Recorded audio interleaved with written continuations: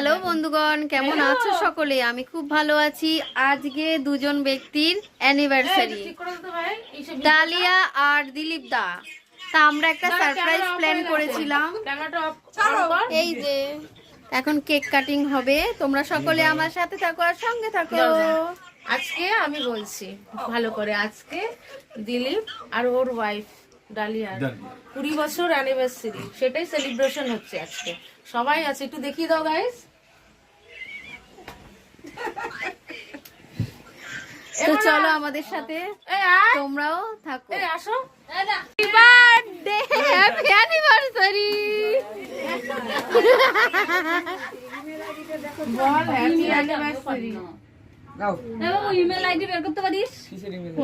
এবার দুজন দুজনকে খাইয়ে দাও। হাত দিয়ে তুই ওরে খাওয়া, ও তোরে খাওয়া।